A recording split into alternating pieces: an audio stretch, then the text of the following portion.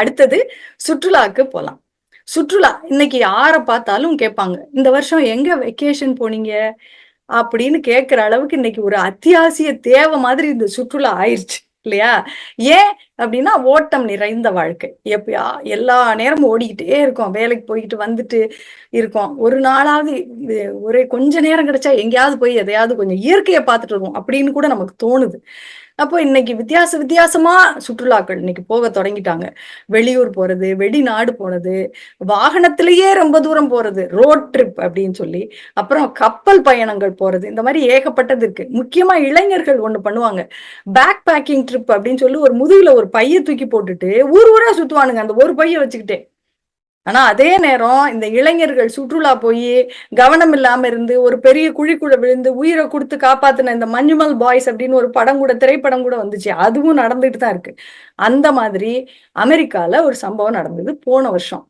ஆலி அப்படின்னு ஒரு பொண்ணு இதே மாதிரி இந்த பள்ளிக்கூடம் கல்லூரி அமெரிக்காவின் புகழ்பெற்ற ஏல் பல்கலைக்கழகத்துல அந்த பொண்ணு வந்து படிச்சு முடிச்சுட்டு அடுத்த 2 நாள்ல அவங்க பிள்ளைங்களோட ரொம்ப கஷ்டப்பட்டு படிக்கணும். படிச்சு முடிச்சோடனே அப்பாடா கொஞ்சம் வெளியே போயிட்டு வருவோம் அப்படின்னு சொல்லி தோழிமாரோட சேர்ந்து சுற்றுலாக்கு போறாங்க. எங்க போறாங்க? ஒண்ணும் இல்ல, இங்க வந்து உடனே ஒரு சுற்றுலாக்கு போனோம் அப்படின்னா உடனே எல்லாரும் கடற்கரைக்கு போறது வழக்கம். மக்களுக்கு ரொம்ப பிடிச்ச சுற்றுலா தளம் வந்து கடற்கரை. அந்த மாதிரியான ஊருக்கு பக்கத்துல இருக்கிற ஒரு கடற்கரைக்கு தான் அந்த நகரத்துக்கு தான் அந்த பொண்ணு ஆலி வந்து அவன் தோழிமாரோட அந்த பொண்ணு போயிருக்கான்.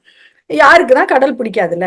அமெரிக்கால இந்த கடற்கரைக்கு போறவங்க வெறுமனே கரையில உட்காந்துட்டு அப்புறம் அந்த கரையிலேயே உள்ள தண்ணியில விளையாடிட்டு அப்படி வரமாட்டாங்க. கொஞ்சம் சாகச விளையாட்டுகள்லாம் அவங்களுக்கு ரொம்ப பிடிக்கும்.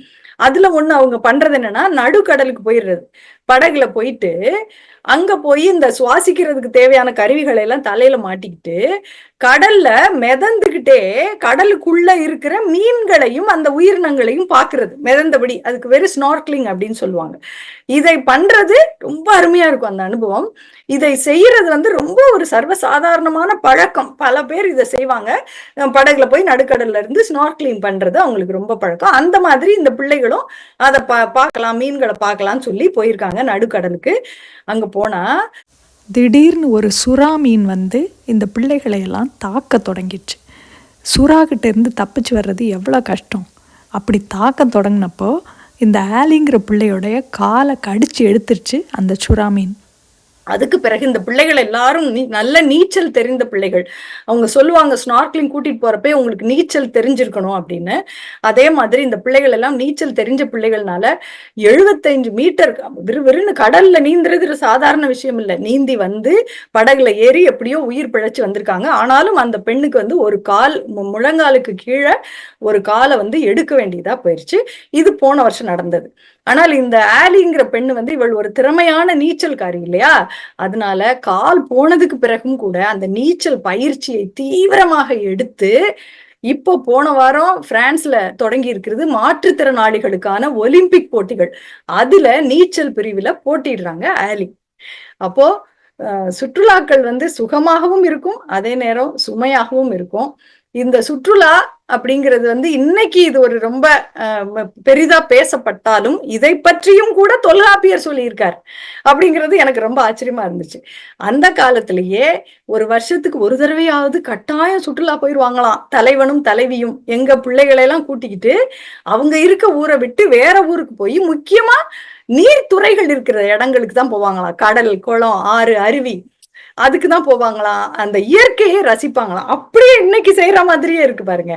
இத கலைஞர் அவர்கள் அவருடைய கவிதையில ரொம்ப அழகா சொல்லியிருப்பாரு. ஆண்டுக்கு ஒரு முறை ஏனும் அன்றைக்கே சுற்றுலா செல்வது வழக்கம்.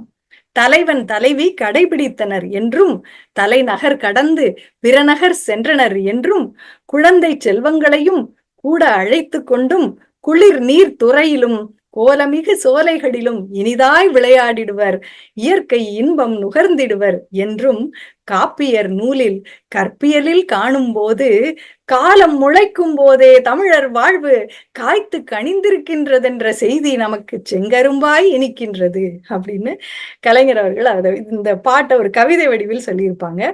தொல்காப்பியம் சொல்லும் பாட்டு இதுதான். யாரும் குளனும் காவும் ஆடி பதி இகந்து நுகர்தலும் உரிய. அப்படின்னு இந்த பாட்டுல சுற்றுலாவை பற்றிய, இன்னைக்கு நவீனமான பழக்கமாக இருக்கிற சுற்றுலாவை பற்றி அன்றைக்கே சொல்லி இருக்கிறது. சுற்றுலா செல்வோம், ஆனால் சூதானமாய் இருப்போம்.